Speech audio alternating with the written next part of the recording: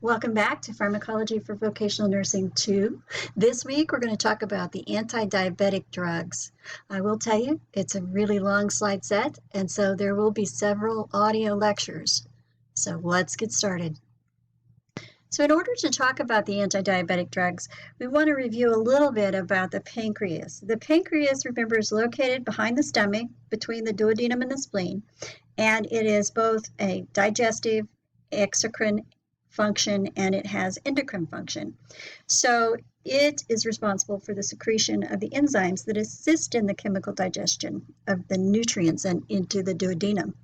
You'll remember that the exocrine function of the pancreas is this, and then the endocrine function is responsible for the secretion of the hormones glucagon and insulin. Remember, those come from the cluster of cells in the pancreas called the islets of Langerhans. So what happens in diabetes is we have this chronic systemic disease that's characterized by this metabolic abnormality and vascular abnormalities. It's a disorder of carbohydrate metabolism, and it results from either inadequate production or underutilization of insulin. It's not considered a single disease anymore, but really a group of progressive diseases. It's often regarded as a syndrome, and it's characterized by glucosuria and hyperglycemia. Now, there are two forms, type 1 and type 2. They have much older names. You'll hear people refer to insulin-dependent and non-insulin dependent, or juvenile diabetes and adult onset. Those names are no longer valid, and we don't use them anymore for accuracy. We use the descriptor type 1, where the patient secretes no insulin, and the cause is felt to be often autoimmune, although we do know that type 1 tends to be familial in terms of exposure, does trigger more of a response to diabetes in certain families. And then type 2, where the patient secretes insufficient amounts of insulin, and the insulin receptors then are resistant to the existing circulating insulin. So what are the signs and symptoms? Well, we have hyperglycemia, glucosuria, the 3 Ps, they're known as polyuria, polydipsia, and polyphagia, fatigue, unexplained weight loss, and sometimes itching. So when we look at it diagnostically, the patient will have a fasting blood glucose that's higher than 126 milligrams per deciliter, or more frequently now you'll see draw of an A1C, a hemoglobin A1C. And a hemoglobin A1C greater than or equal to 6.5% is considered diagnostic for diabetes mellitus. Manifestations of the disease will occur as weight loss, weakness. In fact, it's the weakness that often brings the patient into the facility, increased frequency of infections, and then those polyuria, polyphagia, polydipsia. With or without intervention, significant complications will ensue.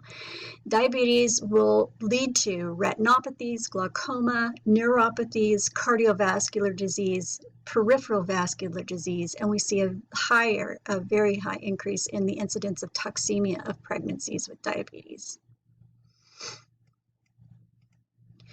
Now, what's the pathophysiology? Well, you'll remember that insulin is secreted by those beta cells at the islets of Langerhans, and the insulin then binds with and activates 80% of the cells. The liver, muscle, and fat cells are the primary tissues for insulin action. So right after you have a meal, the pancreas recognizes this rising blood glucose level, and it releases insulin. So without the insulin, the glucose stays in the bloodstream, and it's not able to enter the cells. So with insulin receptor binding, the cell membranes become permeable to the glucose and moves it into the cells. So when that happens, this increased cell permeability also allows for amino acids, fatty acids, and other electrolytes to enter the cells. So the cells can actually be surrounded by glucose, but they're really not able to use it until the insulin arrives on the scene. It opens the gate and helps the glucose get into the cell. So it is said to have what we call a hypoglycemic effect, because its presence causes the glucose to leave the bloodstream, and the blood glucose level then falls. So some of the glucose we know is stored in the liver, and then it can be converted back into it's stored in the liver as glycogen, converted to glycogen and stored in the liver, and can be converted back when the body needs it. But changes in this process cause anabolism, and they inhibit catabolism. So the cells are not able to function. They're not able to use the energy. And once that insulin is increased, it transports the glucose is moved to the liver, skeletal muscle, adipose tissue, the heart, and even the uterus. It has to be present for the muscles and the fatty tissues to use the glucose for energy. That insulin has to be there. So it regulates the glucose metabolism to produce the energy for the cellular functions. Then the insulin promotes the glucose into the fat cells where it's broken down. One of the breakdown products is alpha glycerphosphate, and that combines with fatty acids, which ultimately forms triglycerides. So this is often why we'll see a patient who has diabetes will also have hypertriglyceridemia. So this is the mechanism by which the insulin then promotes actually fat storage.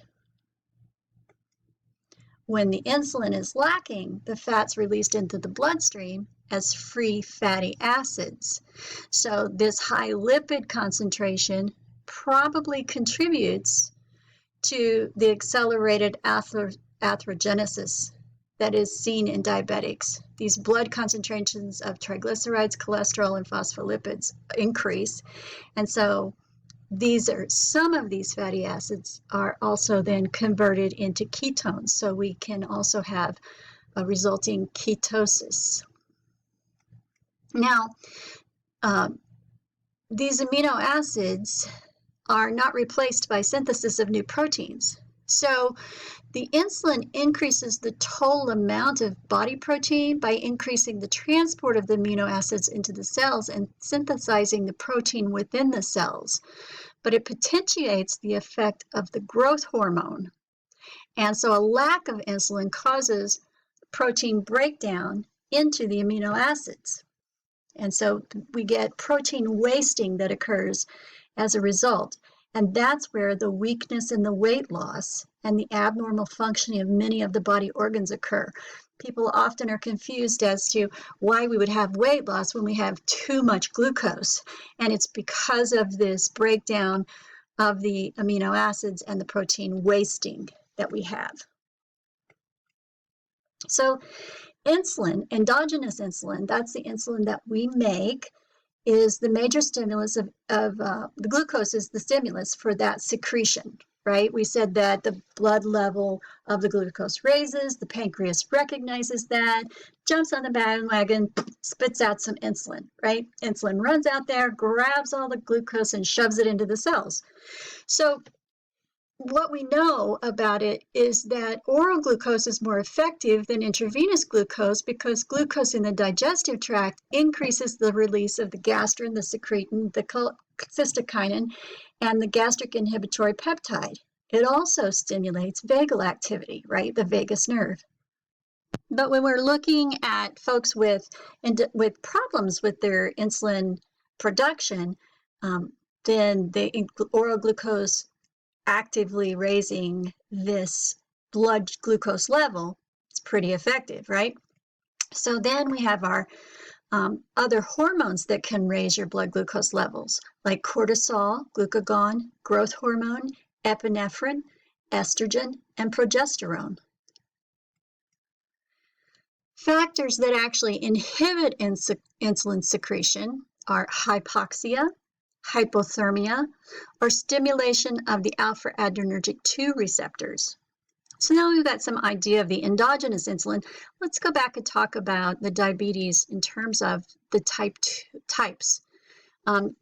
So the type 1 results from an autoimmune disorder that has destroyed the pancreatic beta cells.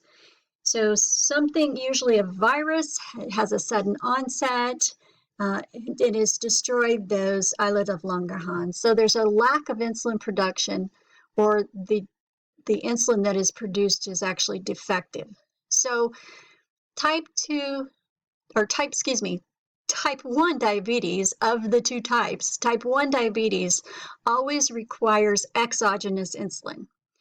It is only 10% or less of the people that have diabetes that have type 1 diabetes. It is, however, associated with a higher incidence of complications, such as diabetic ketoacidosis and hyperosmolar hyperglycemic syndrome, or what we call abbreviate HHS. When we look at diabetic ketoacidosis, this is a life-threatening complication, and it's because of this insulin deficiency. Now, because the beta cells have stopped making insulin, or the insulin is defective, the glucose cannot be used for the body's energy. Remember, I said that it can be surrounding the cell and it can't get in without the insulin. So the fat is mobilized for this purpose, and the patient ultimately has this hyperglycemia. Well, the mobilized fat is then extracted by the liver and broken down into glycerol and fatty acids. The fatty acids then are further broken down into ketones. That's where the ketones come in the diabetic ketoacidosis. These are ketones in the serum, which will ultimately you'll have ketones in the urine as well. But this accumulation of the ketones in the serum results in acidemia or acidosis. Well, you remember from our talks about acid-base imbalance that attempts to buffer the acidic environment is dependent on that acidic hydrogen, and it occurs by the ionic exchange. That intracellular potassium exits the cell, the hydrogens enter the cell. And so the result is that we have an excretion of the potassium in the urine. So now we have even more electrolyte imbalance, right? The kidneys are attempting to buffer by excreting the ketones, and the pulmonary system is going to attempt to buffer by doing Kussmaul breathing. So we have a metabolic acidosis. About 25 to 30% of our newly diagnosed type 1 diabetics present with diabetic ketoacidosis. That's what brings them into the hospital. They have gone into diabetic ketoacidosis. So let's get a quick list. Our quick list of signs and symptoms of diabetic ketoacidosis: Kussmaul breathing, nausea and vomiting, thirst, our 3 Ps, polydipsia, polyphagia, polyuria, hypotension, tachycardia, and they're going to be in shock. So their level of consciousness is typically decreased. Now, type 2 diabetes. This is our most common type. It's 90% of the population that have diabetes. It's characterized by hyperglycemia and insulin resistance. This is a result of the increased production of glucose by the liver and the decreased uptake of glucose in the liver, muscle, and fatty cells. Many tissues are resistant to insulin. So in this setting, we have a reduced number of insulin receptors, and the insulin receptors that we do have are less responsive. So this requires higher than usual concentrations of insulin. Of course, the problem being the pancreas isn't making as much insulin. It's making some, but not as much, and then the receptors are not, they're resistant to it. They're not receiving it. So type 2 diabetes can occur at any age. It typically has a gradual onset, and the symptoms seem less severe initially. It's often considered easier to control because we're not managing insulin. However, it does result in more myocardial infarctions and strokes, and that's because those are typically also insidious diseases. 90% of those with diabetes, as I said before, are type 2, and there's many factors that occur and have to be taken into consideration with type 2 diabetes. You could go to sleep one day, wake up the next day with type 1 diabetes because of a virus or autoimmune process. With type 1, however, you don't go to sleep one day and wake up the next day with type 2 diabetes. Okay, so that's a big difference, and people a lot of times struggle with that because they feel like it's happened immediately, or there's a lot of denial around type 2 diabetes. The other thing we know about type 2 diabetes is that there are several comorbid conditions that occur typically with it. Obesity being one, coronary heart disease, dyslipidemia, hypertension, and microalbuminemia, or protein in the urine. They're also at an increased risk for thrombotic or blood clotting events. These comorbidities, when they're together, are